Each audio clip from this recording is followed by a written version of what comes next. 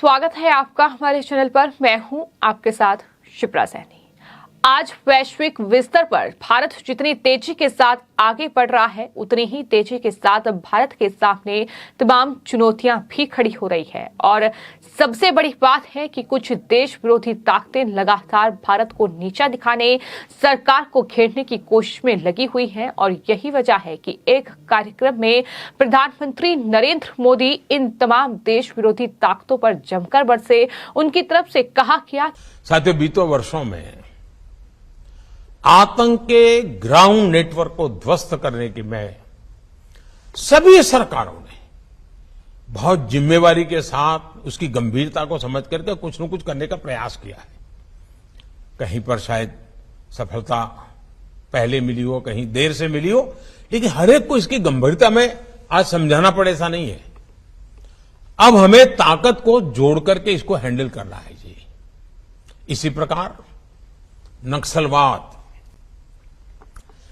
नक्सलवाद के हर फॉर्म को हमने पराजित करना पड़ेगा जी। बंदूक वाला भी है और कलम वाला भी नक्सलवाद है। हमें इन सब का काट निकालना पड़ेगा जी। हमारी युवा पीढ़ी को भ्रमित करने के लिए ऐसी बचकाना बातें कर करके चल पड़ते हैं लोग, और इतना नुकसान देश को हो रहा है और आने वाले दिनों में कोई संभाल नहीं पाएगा जी। और इसलिए हमने जैसे नक्सल प्रभावित जिलों पर फोकस किया है, उसी प्रकार से उन्होंने अब अपना इंटेलेक्चुअल दायरा उन जगह पे पहुंचाने का प्रयास किया है जो आने वाली पीढ़ियों में विकृत मानसिकता पैदा कर सकते हैं। कि कलम वाले नक्सली देश के लिए ज्यादा खतरनाक हैं। इतना ही नहीं, प्रधानमंत्री ने यह भी कहा कि देश के विरोध में जो ताकतें खड़ी हो रही हैं, ऐसी किसी भी नकारात्मक शक्तियों के खिलाफ कठोर से कठोर जो बर्ताव है वो हमारी जिम्मेदारी है। यानी हमें कठोर से कठोर बर्ताव इनके साथ करना चाहिए, ये प्रधानमंत्री की ओर से कहा गया। आपको ये बता दें कि हरियाणा के सूरजकुंड में तमाम राज्यों के जो गृह मंत्री हैं वो इकट्ठा हुए हैं। ये चिंतन शिविर उनका चल रहा है और यहाँ केंद्रीय गृह मंत्री अमित शाह ने भी इस चिंतन शिविर को संबोधित किया और साथ ही प्रधानमंत्री नरेंद्र मोदी भी इस शिविर में पहुंचे थे और वहां उन्होंने कई बड़ी बातों का जिक्र किया। सामान्य नागरिक की सुरक्षा के लिए, लॉ अबाइडिंग सिटीज के अधिकारों के लिए ऐसी किसी भी नकारात्मक शक्तियों के खिलाफ कठोर से कठोर बर्ताव ही हमारी जिम्मेवारी है। कोई उदारता नहीं चल सकती है जी, क्योंकि आखिरकार जो लॉ अबाइडिंग सिटीजन है, जो कानून को मानने वाला व्यक्ति है, वो कहां जाएगा भाई? हमारा काम है। और ऐसे 99% सिटीजन वही होते हैं जी। 1% का ही प्रॉब्लम होता है। हमें उन 99 को विश्वास दिलाने के लिए उन 1% के प्रति जरा भी उदारता बरतने की जरूरत नहीं है। साथियों, सोशल मीडिया की शक्ति को हमें काम करके क्या हो रहा है इतने मात्र से उसको आंकना नहीं चाहिए। एक छोटी सी फेक न्यूज पूरे देश में बड़ा बवाल खड़ा कर सकती है।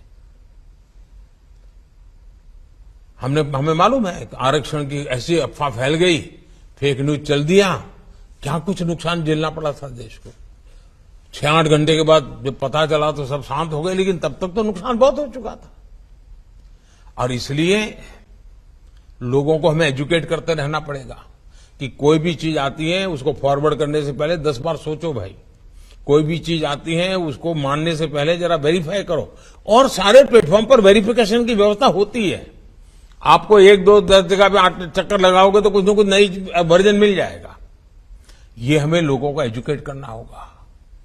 हमें ऐसी फेक वर्ल्ड से ड्रिवन सोसाइटी, उसी से डरी हुई सोसाइटी, उसी से ड्राइव होने वाली सोसाइटी, इसके बीच में एक बहुत बड़ी शक्ति हमें खड़ी करनी होगी, टेक्नोलॉजिकल शक्ति खड़ी करनी होगी।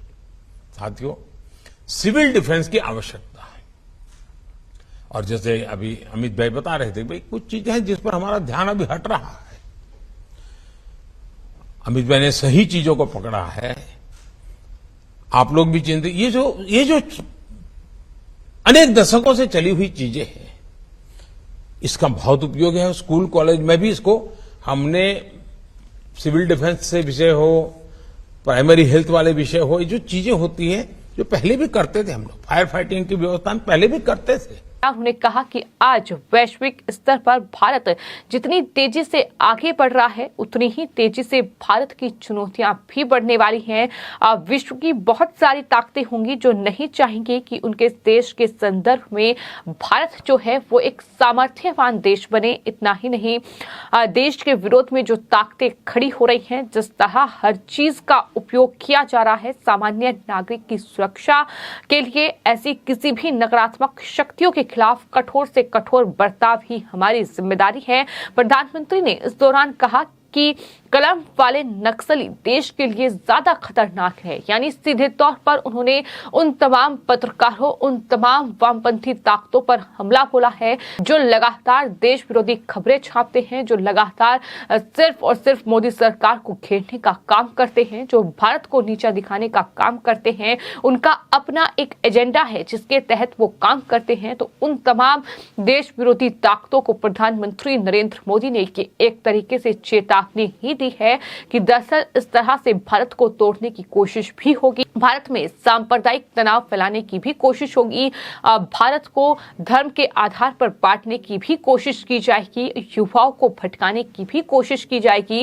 लेकिन इन तमाम ऐसी ताकतों के खिलाफ हमें कठोर से कठोर कार्रवाई करनी होगी, ये प्रधानमंत्री की ओर से कहा गया। और साथ ही आपको बता दें, इस कार्यक्रम को संबोधित करते हुए प्रधानमंत्री नरेंद्र मोदी ने कहा कि हमें नक्सलवाद के सभी रूपों को हराना होगा, चाहे वो बंदूक चलाना हो या फिर कलम चलाना।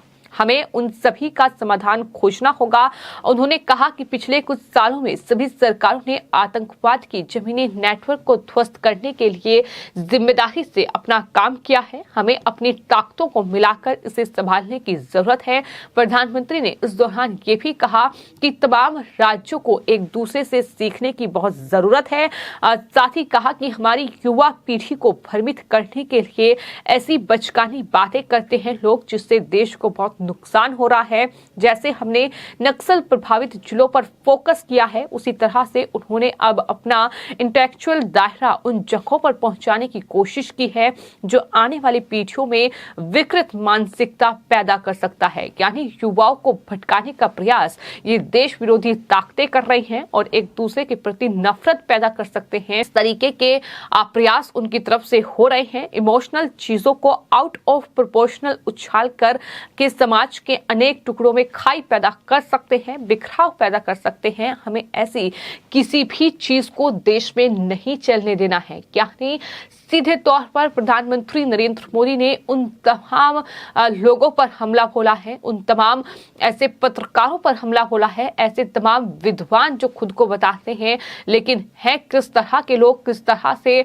देश की खुशी में वो शामिल नहीं होते हैं, किस तरह से देश की सफलता में वो जश्न नहीं मनाते हैं, बल्कि हमेशा कहीं ना कहीं देश के विरुद्ध खड़े नजर आते हैं। इन तमाम लोगों को प्रधानमंत्री नरेंद्र मोदी ने इस तरह से निशाने पर लिया है। प्रधानमंत्री ने साफ तौर पर यह कहा कि कानून का पालन करने वाले नागरिकों की सुरक्षा और अधिकारों के लिए नकारात्मक ताकतों के खिलाफ कड़ी कार्रवाई हमारी जिम्मेदारी है। फेक न्यूज का एक छोटा सा टुकड़ा भी देश में कहीं ना कहीं तूफान ला सकता है। और इतना ही नहीं, उन्होंने कहा कि हमें लोगों को कुछ भी फॉरवर्ड करने से पहले सोचने के लिए शिक्षित करना होगा, विश्वास करने से पहले सत्यापित करें। यानी जिस तरह से फेक न्यूज फैलाकर कहीं ना कहीं देश को और देश के तमाम युवाओं को भ्रमित करने की कोशिश की जाती है, जिस तरह से ये पूरा गैंग काम करता है, जिस तरह से युवाओं को खास तौर पर टारगेट पर लिया जाता है ताकि युवा जो उनकी मानसिकता है उसमें कहीं ना कहीं कुछ इस तरह की चीजें डाल दी जाएं कि देश में इस तरह का माहौल बने कि हिंदू मुस्लिम आपस में लड़े या इस तरीके से सांप्रदायिक तनाव फैले, सरकार के खिलाफ ये लोग जाएं या फिर देश के खिलाफ ये तमाम बातें करें। इस तरीके की चीजें जिस तरह से देश में चल रही हैं और जाहिर तौर पर ऐसे कई नाम हैं जो कि सामने आए हैं, फिर चाहे वो मोहम्मद जुबैर जैसे अल्ट न्यूज के जो कहीं ना कहीं मालिक हैं वो हों, या फिर इसके अलावा तमाम ऐसे नाम हैं, तमाम ऐसे पत्रकार हैं जिन्होंने देश विरोधी चीजें कहीं ना कहीं फैलाई हैं। और तो ऐसे लोगों पर कहीं ना कहीं प्रधानमंत्री ने निशाना साधा है। और ये हरियाणा के सूरजकुंड में जो तमाम राज्यों के गृह मंत्रियों का एक चिंतन शिविर था, उसमें प्रधानमंत्री ने ये साफ तौर पर कहा कि राज्यों को किसी भी अच्छी पहल को एक दूसरे से सीखने की जरूरत है। और इस तरह से ये तमाम राज्यों के गृह मंत्रियों का चिंतन शिविर हरियाणा के सूरजकुंड में चल रहा है। प्रधानमंत्री ने ये भी कहा कि आजादी का अमृतकाल हमारे सामने है। आने वाले 25 साल देश में एक अमृत पीढ़ी के निर्माण के हैं। ये अमृत पीढ़ी पंच प्राणों के संकल्पों को धारण करके निर्मित होगी। अपनी बात को आगे बढ़ाते हुए प्रधानमंत्री ने ये भी कहा कि इन पंच प्राणों का महत्व आप सभी अच्छी तरह से जानते और समझते हैं। तो ये तमाम चीजें प्रधानमंत्री ने कही और ये कहा कि देश की बेहतरी के लिए क्या कुछ चीजें होनी चाहिए, उसके लिए हम काम करेंगे। और ये संविधान की भावना है और देशवासियों के प्रति हमारा दायित्व भी है कि देश को आगे बढ़ाने के लिए जो भी काम हमें करने चाहिए वो हम करेंगे। इतना ही नहीं, साइबर क्राइम हो या फिर ड्रोन टेक्नोलॉजी का हथियार हो और ड्रग तस्करी में जिस तरह से उपयोग हो रहा है, इसके लिए हमें नई टेक्नोलॉजी पर काम करते रहना होगा। स्मार्ट टेक्नोलॉजी से कानून व्यवस्था को स्मार्ट बना पाना संभव होगा। यानी तमाम बातों का जिक्र किया, लेकिन सबसे बड़ा हमला उन्होंने उन तमाम लोगों पर बोला है, उन तमाम पत्रकारों पर बोला है, उन तमाम विद्वान जो खुद को बताते हैं लेकिन देश विरोधी तमाम बातें वो करते हैं, लिखते हैं अपने तमाम सोशल मीडिया प्लेटफॉर्म्स के जरिए, उन तमाम लोगों पर हमला बोला है। और इतना ही नहीं, प्रधानमंत्री ने ये भी कहा है कि एक फेक न्यूज, एक छोटी से छोटी फेक न्यूज भी किस तरह से देश में बड़ा तूफान ला सकती है। ये दरअसल बड़ी बात है कि किसी भी मैसेज को फॉरवर्ड करने से पहले जरूर उसे पढ़ें। कहीं ना कहीं इसके लिए शिक्षित होना बहुत जरूरी है और यही तमाम चीजों का जिक्र प्रधानमंत्री की ओर से किया गया है। फिलहाल आपकी इस पूरे मामले पर क्या राय है, हमें कॉमेंट बॉक्स में जरूर लिखें और चैनल को सब्सक्राइब करें। धन्यवाद।